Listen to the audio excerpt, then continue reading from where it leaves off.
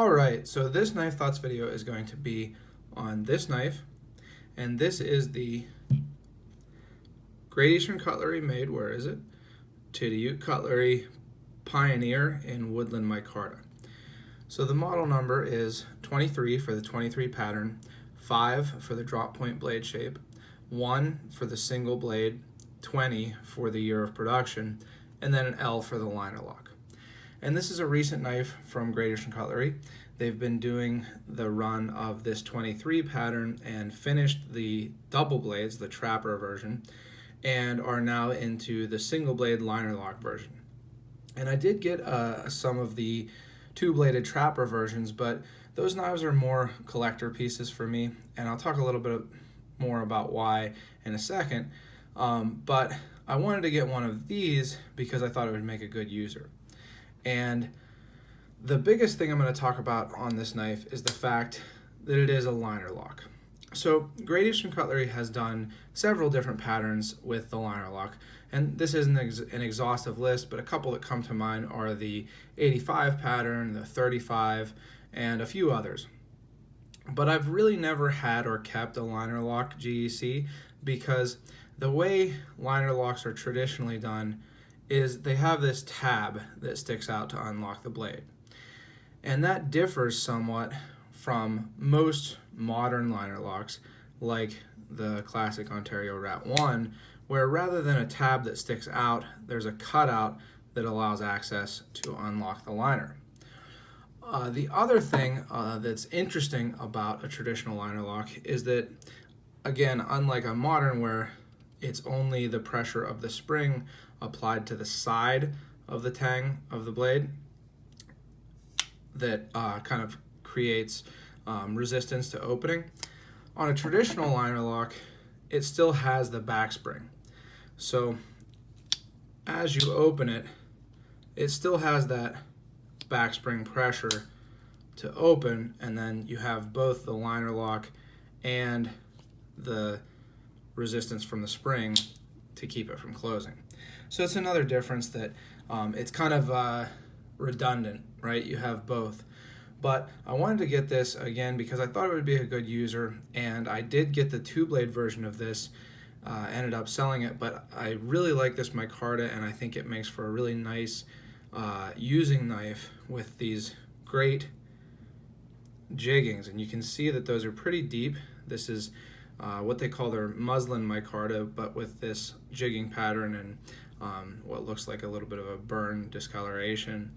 They call it the Woodland micarta, and you can see that it has those pretty deep, almost winter bottom bone-esque type jigging pattern, and that makes for good grip along with the natural grippiness of micarta.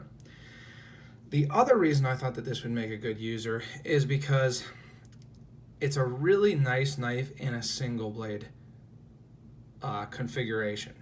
Now I'll show you a two-blade version of this knife.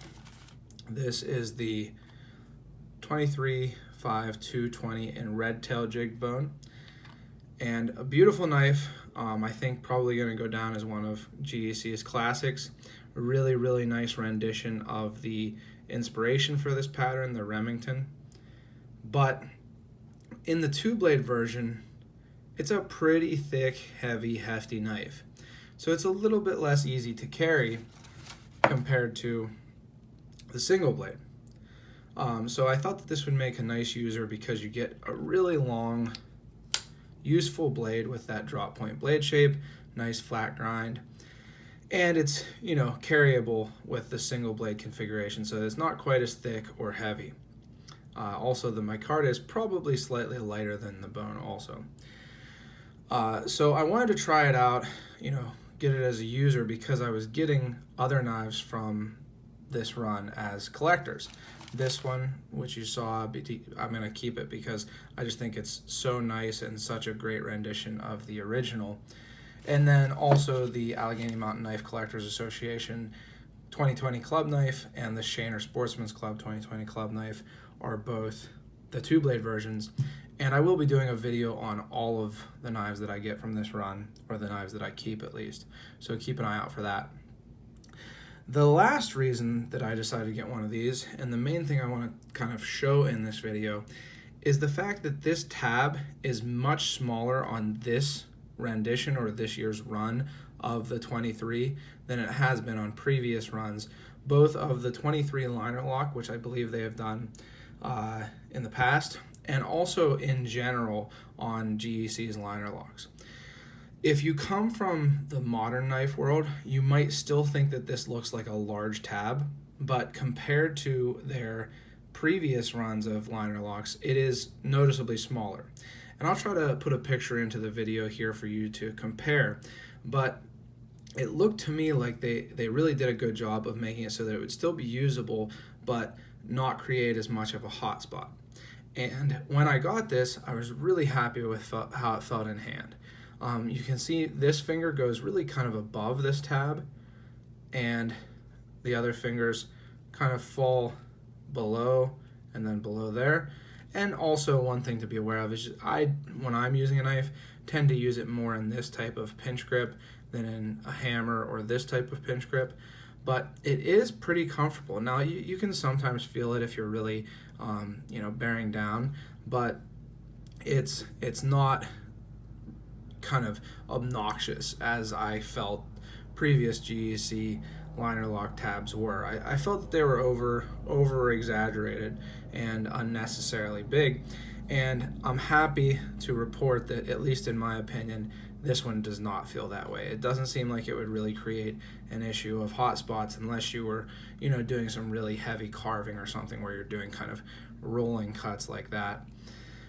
So I'm happy with that, and I also wanted to show how these traditional liner locks work, because I see online a lot of people not super familiar with them, because usually you see a modern liner lock or a traditional slip joint, and this is kind of both of those put together. So how this works, again, like I mentioned earlier, it still has that spring. So you do have to get past the resistance of the spring, and it has a half stop. Now, I was thinking about this, and I think it might be possible to make a traditional liner lock without a half stop, but it would be very difficult, and I don't think you see them as often as those with a half stop, because how it works is you open it fully, and then the flat part of the tang that provided the half stop provides the face that the liner lock goes against.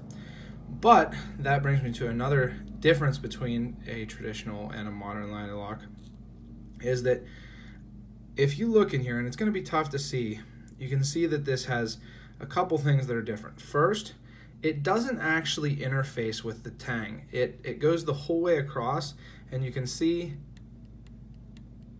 that there is what you would call on a modern knife front to back blade play.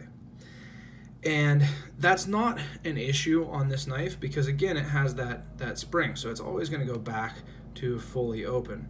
But it doesn't interface, the liner, the lock itself doesn't interface with the tang of the knife. It's basically just creating, again, a redundant or an extra safety against closing. And then another thing, you can see that it has this tab that goes up above the tang that the lock would interface with on a modern knife and goes against on this knife also. So this tab actually goes above that, and again creates a little bit more of a safety. So it's interesting in that it does still have that back spring, so it's not, you can't swing it open or flick it open like you do a modern knife, but that also provides a little bit more, or a little bit of a double safety. It has the back spring, and then it has the liner lock, even if the liner lock doesn't interface with the blade in the same way that a modern knife does. So I wanted to show how this liner lock works, and it's an interesting thing because I myself use slip joints quite a bit for using knives, and don't have them close on my hand very often, thankfully, but I think a lot of people feel more comfortable with a knife that has a lock than with a slip joint. So I think that this would be a really good knife for those people who are kind of transitioning into a more slip joint or traditional knife focus in their knife using and collecting and buying, and also just give people a little bit more of a sense of security when using the knife.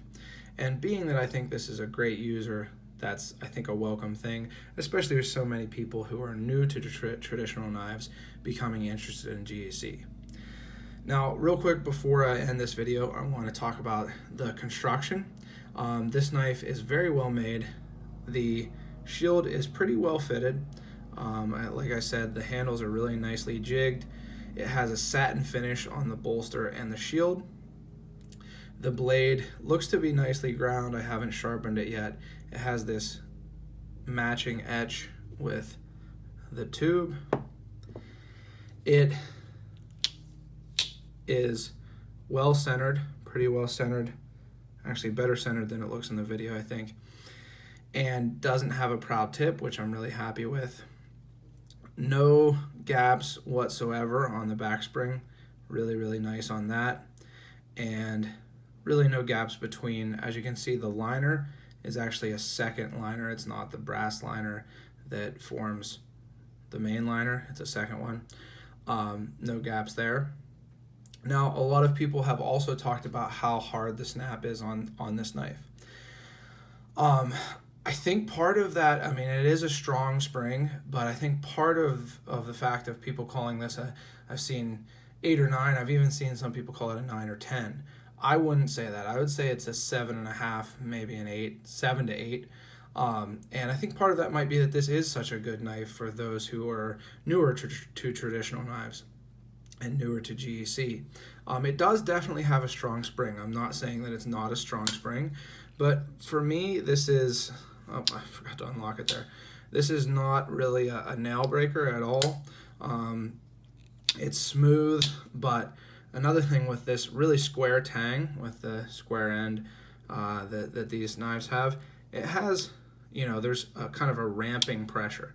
It gets stronger the closer you get to it falling to half stop and then falling to full open. So compared to a knife like the GEC 46 Whaler or the 45 Lumberjack, it's really not what I would call an 8 or 9 or a 9 or 10. This knife is what I would call an 8 or 9. It has a really strong spring that is probably stronger, maybe slightly stronger on both, although this knife has been open and closed a lot, so it's really smooth also.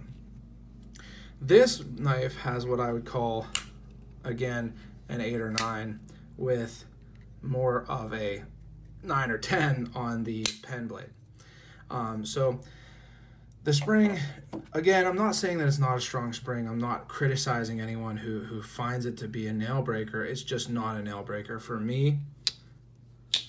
If I, open it, it's pretty similar to those other knives, if not maybe slightly less difficult to open for me. Another thing, I wanted to give you a real quick comparison between some knives. First were those two that I already showed. Here it is with a 46 Whaler. So you can see the Whaler is a good bit thicker or taller, but less long, and probably about the same thickness. Then here's the 46 Lumberjack. Pretty much the same deal with length and tallness. The 45 is significantly thicker, being that it's a 2-blade. And then a lot of people I've seen compare this to the 97, because this is the more recent of the knives that have been run to this knife. As you can see, the 97 is actually slightly longer, I believe, at least in the blade, and maybe slightly longer in the handle, but in thickness, pretty close in the single blade version, at least of the 23. So if you're able to carry a 97, I think you would be able to carry a single blade 23. They are pretty similar in size. And then here is a 98. So that's the Texas camp knife. You can see it's really similar in length. It's a little thicker, being that it's a 4-blade 2-spring, but really similar in length. And then to give you a non-GEC, this is a Queen Hunter, but it's also the same size pretty much as a Case Hunter, and you can see that it's longer. So if you've ever carried one of these, you should be able to carry a single blade 23. And then again, kind of focusing on that, people who are coming from originally being interested in modern knives, here again is the Rat 1. So you can see that the Rat 1 is a pretty similar size, pretty similar thickness, but this won't have a pocket clip, whereas the Rat 1 does, which can help with carry. And then I've got two more here that a lot of people are going to be familiar with. Here is a full-sized Benchmade Griptilian, probably a little bigger overall than the 23. And then a Spyderco Endura, which again, a little longer both in the blade and handle, but probably a little bit thinner. So if you carry one of those knives, I would say, give this knife a shot. I think, like I said, it's a great knife for those who are kind of moving into an interest in traditionals, but still like the security of the liner lock and are used to carrying modern knives of that size. This should be a relatively familiar size for you, as long as you can get used to it having the back spring still. So if you've enjoyed this video, please do subscribe to my channel. I post lots of videos like this, and I have lots of videos coming up, including a video on all of the 23s that I have gotten or I'm keeping from this run. Also check out my website, knifethoughts.com, where I post articles on knives like this and knife-related topics. And follow me on social media, all at Knife Thoughts. And then finally, I wanted to mention that I got this knife from Knives Ship Free, which you can see here. GEC knives can be tough to get sometimes. They sell out quickly, but as of making this video, they still have this knife available, and it's about $83, something like $85, and I think that that's a really great value. So feel free to get it from Knives Ship Free. Tell them you heard about it here, but other dealers should have it also. Finally, last but not least, don't forget to go out and do good.